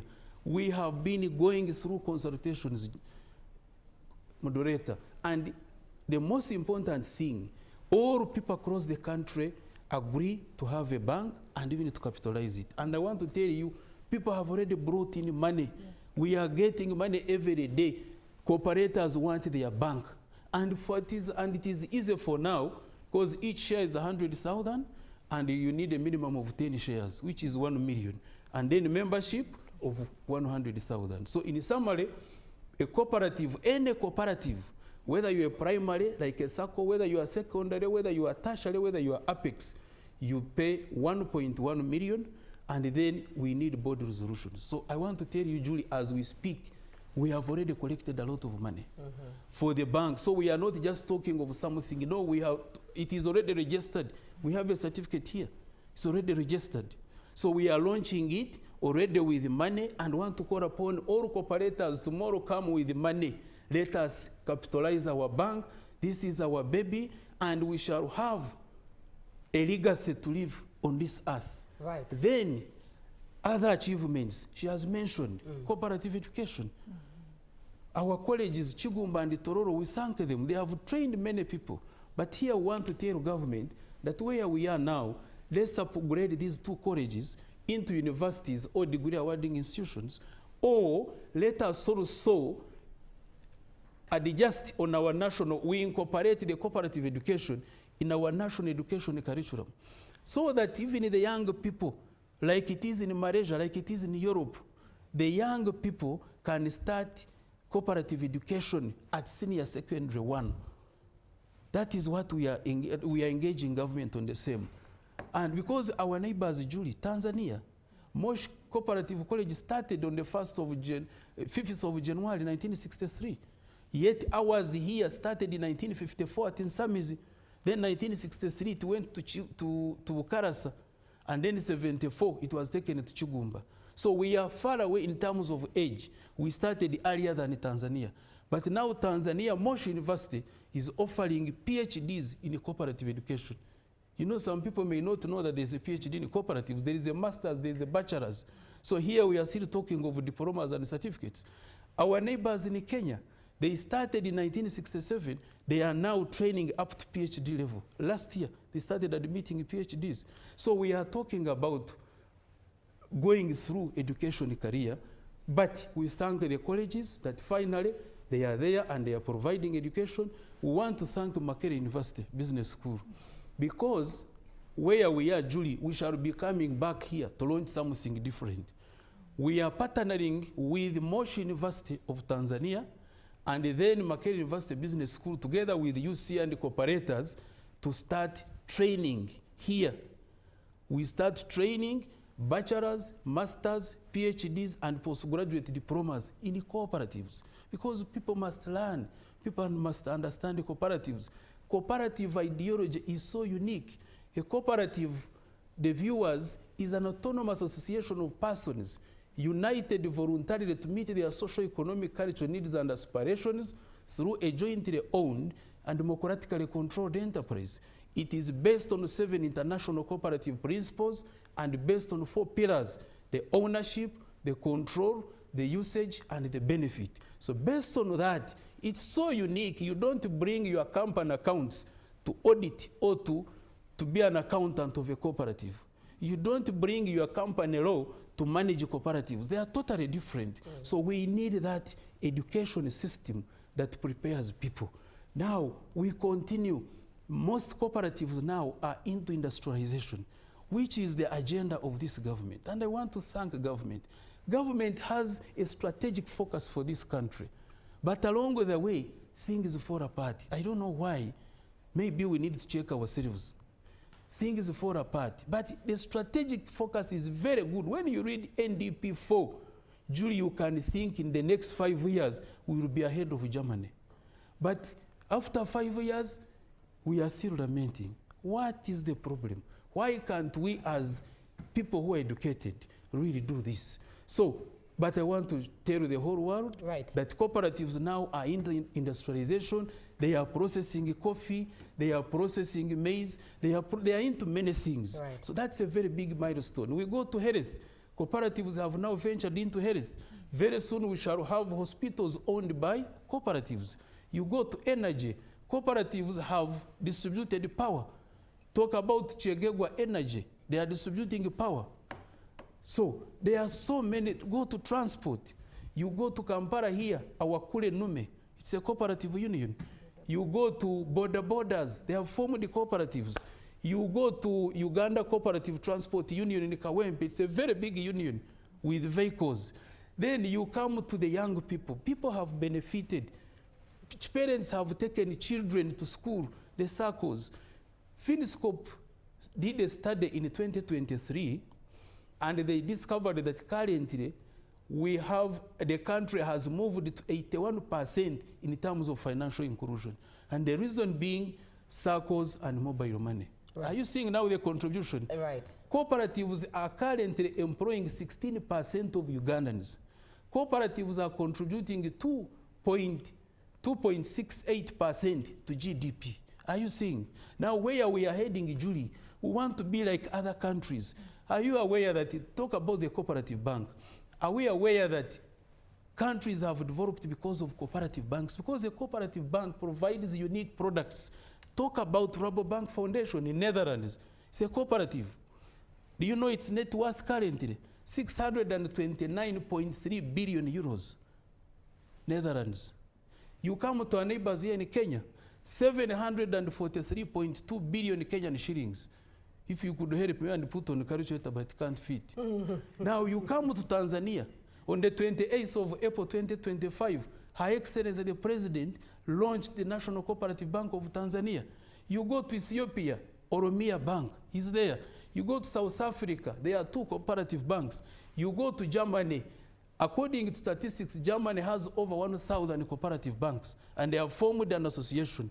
You go to South Korea, the Cooperative Bank of South Korea is the largest. So all Ugandans, let us learn from others. Let us know that God gave us 2 things. Make sure he gave us 2 parts, each to help the other. Right. Let's allow our parts to work together, cooperate together, co-create, and then move forward. We are a gifted country. We have the security. We have the resources. So what stops us from developing? Right, indeed. Cooperation is the best answer. Right, indeed. And from what he has said, 2 hands work together, 2 parts of the body, and he forgot the part he started with, talk less. But let me engage a couple of your comments. Somebody comes through and says, good morning, team. This is Bruno from Entebbe, and I'm just here to appreciate you for this insightful show this morning. Thank you, Bruno, for being on the show. It means a lot. 0709-602-592 is the WhatsApp number that you should be able to text to engage the conversation. And please use the window as we're still on air. Sometimes you come through while we're saying goodbye, and it's not easy to give you an effective response. Coming over to you, Justin. Actually, this is for Ivan, for you to share the challenges in bread. Justin had hinted on some, and you had also hinted on some. But after you share the challenges, Justin will be telling us how UCA has encouraged resilience through these challenges. Starting with you, Ivan. Thank you so much. Before I come with challenges, I think I also need to appreciate the government that extended the subvention to UCA. Because we have been able to do this. UCA was really financially crippled, but the government came in and supported us because UCA is created by Act of Parliament. When you go to Cooperative Societies Act, Cap 107, it talks about UCA. Go to section 33, the role of the UCA board. It's very clear to engage government on matters of policy. Go to section 142, it's about arbitration. And other sections, there are so many. And UCA is the apex body created by Act of Parliament. Now, I want to appreciate that from 1961, this is also something to celebrate. From 1961, 17th of June, UCA had never gotten support from government in the form of budgetary support until 2023 July. Yes. That's when we got the subvention, and I want to appreciate the government that we have been able to sensitize the public. We have been able to share information. We are able now to bring cooperators to celebrate. Cooperators who were below the table, they are now on top of the table, and we can discuss cooperative matters like I'm going to mention. So I want to appreciate His Excellency. I want to appreciate the government for this support. But we still need more, because this is not enough. Covering the whole country, it needs money. And also the Ministry of Trade, Industry and the Cooperatives, we appreciate them. They have done a lot. However, they also need budgetary increment because they have a bigger coverage. Now we have a PDM, we have a Myoga. These are cooperatives. We need to support them. We need to train the leaders, the members, the management staff. We need to streamline them. We need to work on their structures. All of that needs financial support. But we thank government for what is there, but we request that you increase the budget for the ministry, the budget for UCA, and another thing, so now to challenges, there is an issue of compensation to the unions and societies that lost their assets during wars. First of all, I want to appreciate the government also. The government of Uganda has compensated unions, because these unions lost a lot of properties. I did not go through history. Cooperatives owned a lot of assets, but because of the civil wars, some of their assets were rotted, they were destroyed, but the government of Uganda has compensated them. But they have not fully finished the compensation. So we request the government to continue compensating them. Another thing, another challenge that is there is the issue of facilitating the commercial officers. Still want to thank the government. Of recent, I think last month, they get, yes, the Ministry of Trade, Industry and Cooperatives handed over motorcycles to all commercial officers across the country. And maybe we attribute this to UCA because we came and we even contacted the government and said these people are doing a lot of work. Because last year, I think, when we trained them, 2024 November, we trained them.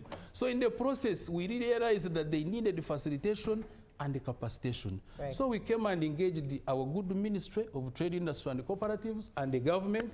And I'm happy they have now given them transport, which is now facilitation, and now, but they need more capacitation. Indeed. So that is a challenge that we are pushing to government to address. Right. There is the issue of legal lacuna, whereby currently SACCOs are subjected to 3 laws and 3 regulators. The Central Bank, Bank of Uganda, Uganda Microfinance Regulatory Authority, and the Registry of Cooperatives under different laws in the interest of time. So we are saying, as a country, let's have one law, one regulator for SACCOs like it is in Kenya, which is the SACCO Regulatory Authority. Then the cooperative education, I've already mentioned it. We really request the government to upgrade the 2 cooperative colleges, Chigumba and Tororo, into universities or degree awarding institutions, or and also incorporate cooperative education in the secondary school curriculum so that we prepare our young people into the cooperative movement area. Then there is a challenge, there is an issue of tax exemption. Still, if I'm to appreciate the government really, government granted SACCOs, first of all, on the 30th of December 2015, we met His Excellency the President in Chisoro. I was there personally. And Father Safari, who is the treasurer of UCA, and another person. We met His Excellency and expressed concern on how SACCOs were being closed because of tax areas. Because of the President's passion, he directed that all tax areas on SACCOs be waived off. Julie, we were very happy. After 30 minutes, they gave us a letter. You did not see me in Chisoro jumping in the compound. That is, even if I retired today, I know this, and I have that letter. I want to keep it even for my grandchildren. You will frame it indeed. The President directed, after 30 minutes, they gave us a letter. When I moved out, I rushed. I did not have a smartphone. I went and I went to cover the town. Then we sent it by fax. Then immediately, the thing was all over the country. And URA, now SACCOs were saved. 2017, we went to Parliament here. We first consulted the President, we went to Parliament. They gave us 10 years tax exemption. So that tax exemption immediately, it is expiring in 2027. So we are also requesting government that with these young SACCOs, the PDM and the Myoga, and even in the process of growing these existing SACCOs, kindly extend it for another 10 years so that you allow them to grow. Because when these SACCOs are given a tax exemption, you have seen the pictures here. SACCOs now have flats. Very strong. So that is another challenge. Then lastly, the other challenge, because there are many, there's also the issue of agro-processing facilities. And we are thanking government and then saying, let all these agro-processing facilities be handed over to farmers through their farmer cooperatives. Julie, I want to thank you, UBC, Ivan, for the time. Right, indeed. Now I'm heading over to you, Justin, as you tell us how UCA has encouraged and emphasized resilience in the midst of these challenges, and do that quickly right before we go for a short break. Thank you so much, Julie. The General Secretary has mentioned some of the ways in which we have ensured resilience, but basically it gets to our role as UCA. The way we have addressed is through our role as UCA. First of all, capacity building. We have ensured that the capacities of the members are built, especially in the areas of governance. If the governance of these cooperatives is not proper, then we have issues. In fact, on this note, on 19th, Friday, we are going to have the annual general meeting of Uganda Cooperative Alliance. The cooperative model does accountability through the annual general meetings. So tomorrow we have the conference, and then on 19th, Friday, we are going to have the annual general meeting. So we have encouraged the cooperators to be accountable, to hold the annual general meetings, be accountable to the members. AGMs are a platform in which management gives accountability to members, what has transpired, the finances, maybe if they are to elect leadership, that's the platform. They look into what has transpired, what are the investment areas. But also, on the other hand, now when some of the issues, the challenges we face like finance, we've talked about the proposal of the cooperative bank. We looked at this as an avenue in which we can help the cooperators access finance, which is affordable and timely. As Cooperative Alliance, one of our roles is to mobilize partners. I'm in the partnership department. So as they were promoting resilience, we have gotten partners on board. We thank our partners so much. In fact, even for tomorrow's event, thank you so much, our different partners. Post Bank came in, Microfinance Support Center, Centenary Bank, CIC, we have Wakandi, Makerere University Business School, we have Wazalendo, Parliament of Uganda, Agritela. Thank you so much, our dear partners, for making tomorrow's event happen. So through partnerships, we have been able to sustain and to see that we carry forth. Then in one of our roles also we do arbitration. We realize, of course, like in any community, we shall have conflicts here and there. So we have ensured that, as you see, as the parent of the movement, we have ensured that we engage our cooperators if there are issues of conflict to keep them united. But above all, we are encouraging them on our on member economic participation. That is our third principle of cooperatives. We want them to be economically empowered. In fact, for this for the conference tomorrow, our theme is driving inclusive and sustainable livelihoods through the cooperative model, through cooperatives. We don't want people to come together for the sake of identity. We want them to come together and get empowered, because we believe if our members are empowered, even talk about the cooperative bank, we shall see them buy more shares in the bank, we shall see their livelihoods transformed. So as a Uganda Cooperative Alliance, these are some of the areas. We have, when it comes to marketing, some people have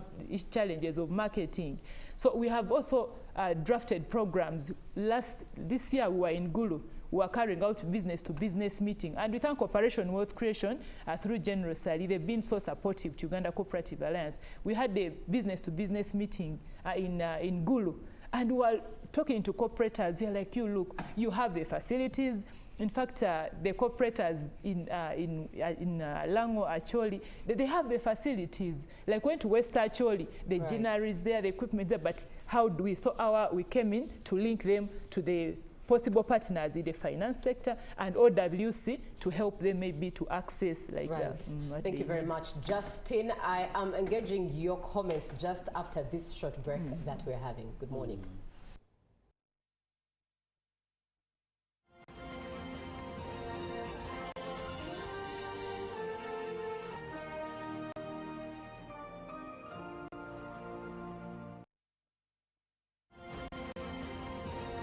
Live from UBC Studios in Kampala, this is Good Morning Uganda.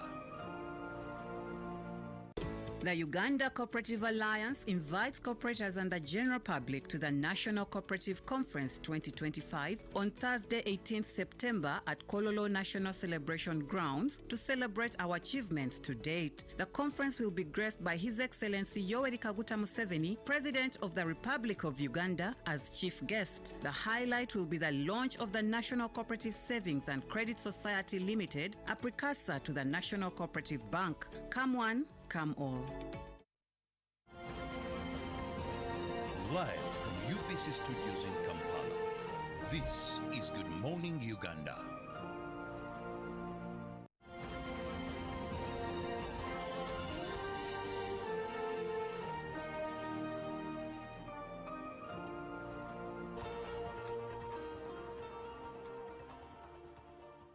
Good morning to you if you're just joining in. We are celebrating the milestones of the cooperative movement. The event is tomorrow, 18th September 2025, and the chief guest will be the president of Uganda. One that you are encouraged to attend, especially if you are a cooperator, but also interested in the subject and hope to join the cooperative movement. In studio with me is CPA Ivan Asimwe, who's the General Secretary of the Uganda Cooperative Alliance, and Justin Kayinza, who is the head of partnerships at the Uganda Cooperative Alliance. Now, to engage some of your comments that are coming through, very interesting ones at that. Starting with, thank you, Jackie. Well, it's Julie. Thank you, Julie, for hosting that brain, Ivan. My concern, Ivan, is to revive seriously the cooperative department and equip it with staff at districts and sub-counties like it was in the past. Our beloved president should hand over a Myoga and parish models to cooperative department out of politics. This country, Ivan, is a rich one in resources. If this is done, Ivan, your efforts won't be a loss. This is Nyakahuma Charles, cooperator, Fort Portal. Nsubuga Joseph Chizito says, road watching, that problem we're facing, I think you meant that I'm watching, and you say that the problem we're facing, especially here in Buganda, people are not trusting, and people in informal sector are not easy. We are trying to informalize we're trying to informalize the Youth Uganda Markets Union. That is Joseph Chizito Setema. And somebody else comes through and says, I'm Masembe from Masaka. What are the academic requirements for an individual intending to take that course? And that is at bachelor's level, and say the age limit as well, and the institutions providing the service. Also shed light on employability. And thank you, UBC, for the cooperative program. Thank you, CPA Ivan. We're in Mutungo. We are in Mutungo Community Development Circle members, and many cooperatives are struggle to access capital. Establishing savings and credit facilities within the cooperative can provide members with necessary funds to invest in their activities. Additionally, connecting cooperatives with microfinance institutions can help secure loans. Talking about advocacy, and this is Shaban Ali from Soroti. Thank you so much for your submission. Quite lengthy, but allow me keep it at that in the interest of time. And indeed, as we begin to start the tail end of this conversation, Ivan, from what has been read so far, what are your views in just a few minutes? Thank you so much, Julie. I want to thank all the people that have sent in messages. They are really appreciating. Right. Yeah, my friend from Fort Portal, Mr. Nyakahuma, I want to thank you. Together, let's work together. This is our country. Our generation is here to live. Let's work together and develop this country. It's very right. We can develop this country together as long as we work as a cooperative. The Mutungo community, these are my people, that's where I stay. And we have come together very fast and formed the circle. Very big circle. Now it has grown very fast within 2 months. Why? Because people know the value of cooperation. I wish all other communities would do the same. You know what bothers me? You find a community, instead of people thinking of community development, people are thinking on how to bewitch each other. Can you imagine? Just bewitching, that is, someone wakes up in the morning, just run to the bush, to go and look for herbs to come and bewitch another one. Can you imagine? Instead of a community coming together to really think, I was in Germany. Yes. Every village in Germany, there is a cooperative. And the cooperative is providing, if it is agriculture, fertilizers, inputs, they are distributing power, they are distributing water, both warm and cold. But you come here, someone is running into the bush because Julius' son has been admitted in Makerere. Taja kugenda yo. Such things, surely, why do we put, there is a knowledge here. PhD, some people say, pull him down. Oh, wow. All the time, pull him down. It's unfortunate, but I want to thank everybody. People have really talked. This man of Masaka, in summary, I want to thank you people. Let's work together. Someone was asking, is it Shabani? Someone was asking about access to loans. Please, you come to Uganda Cooperative Alliance. We shall explain it to you. We are working with many partners. I want to thank Justin. Justin is in charge of partnerships and business development. There are so many partners that we can link you to. Someone was so basically was asking about education. Education, ideally, you also come to UCA. We shall give you all the details. We are starting, but as long as you have senior 6 and above, you qualify to join university. As long as you have 2 principal passes, you can join. And as I speak, the moment we have this MOU signed with Makerere University Business School and Mosh University, then we shall start, and then you'll be admitted at MOOBS. And then you start your education career. He also asked, is there an age limit? No, there's no age limit. Right. As long as you have the required qualifications. Right, one final one. Ivan, Brian from Tungamo would love to know if younger children are allowed to come and we cooperate together. Yes, it is. Because we even have a program, it is called the School Cooperative Model, whereby, and in fact, we piloted it in Chigarama, right? Whereby even the younger people are encouraged. In fact, that's a very good thing. Our children in primary and secondary, you go to Malaysia. In Malaysia, there is a School Cooperative Model, whereby the young people, even in nursery, they are taught how to start saving. And they have their savings clubs called the cooperatives. So that by the time you see Julie, whatever you teach a young person, the thing will stick into his mind, unless compared to us now, because we have so many in our heads. Right. So once you teach them from the grassroots, how to cooperate, how to grow crops together, how to graze cows together, they grow knowing that cooperation is the answer.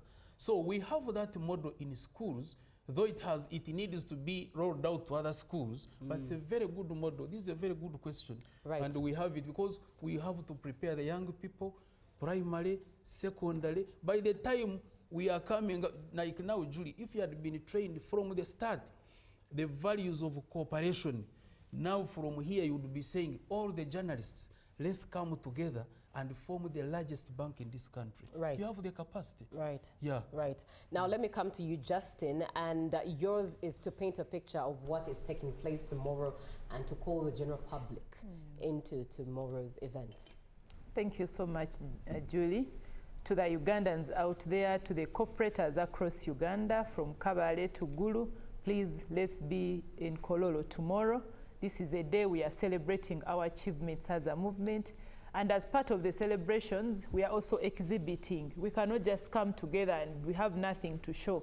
So we have space for cooperatives to exhibit your different products. We've been in touch with you from across the country. You've been calling in. So we call upon you to come. This is a platform that we have to showcase that the cooperative model is indeed an inclusive model.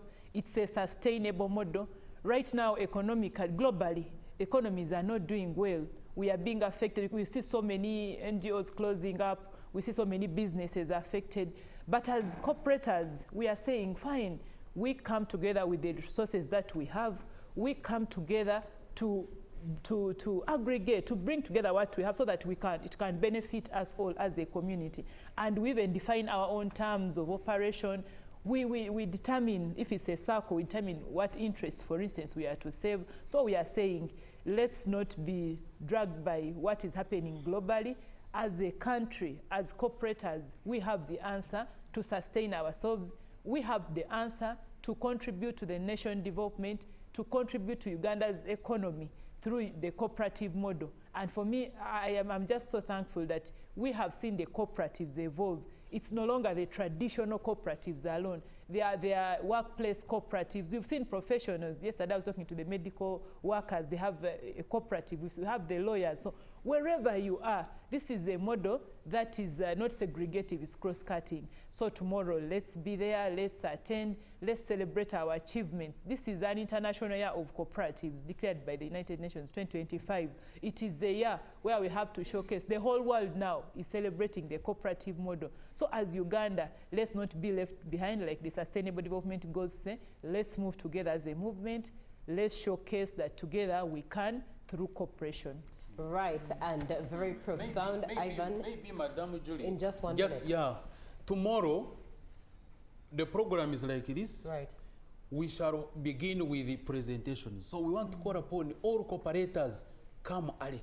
By 9, we are starting off.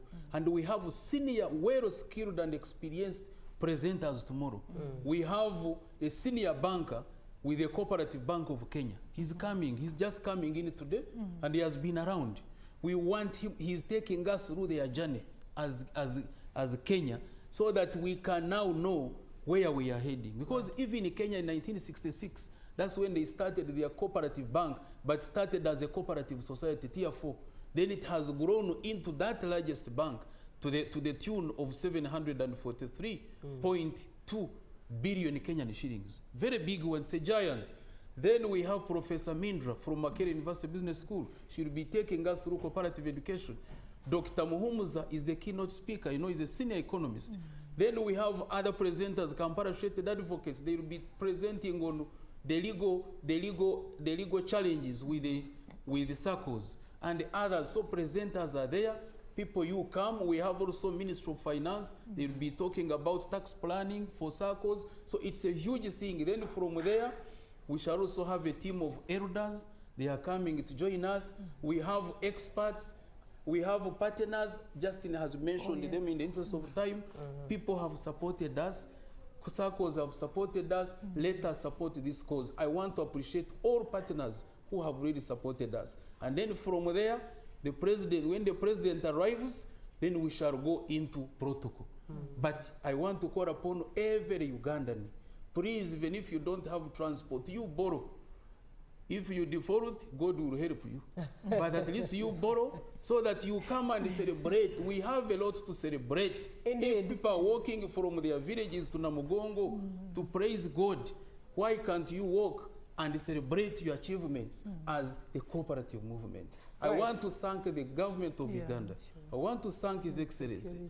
I want to thank General Saleh, our Minister of Trade, Industry and Cooperatives. And in special, I want to thank UBC for giving the cooperators the platform to educate them, to get information, to get training. Julie, may God bless you. Thank you very much, Ivan. Indeed, we received that blessing as UBC, always here to inspire you. We bring this conversation to a close, and really we are looking at the milestones of the cooperative movement in Uganda. I am closing this with a comment that came through from Aine, who says, good morning, how I wish they guide the government to have a policy where all commercial producers are sold through cooperatives. For instance, coffee cooperatives are not performing as expected. People are not sensitized and thus have no control over bargaining power over prices. The policy should be in place where exporters only can engage cooperatives instead of middlemen who cheat our farmers. Without cooperatives, no bargaining power. I thank CPA Ivan for this initiative. He has so far done, but fight hard to stop middlemen from cheating our farmers. This is Aine Burnett Mark from Chihihi Kanungu District. Please go for the event tomorrow at Kololo Independence Grounds, and a lot is to be learned and a lot is to be garnered. It will add value to you. Ruben is coming up next with sports. Good morning, Uganda.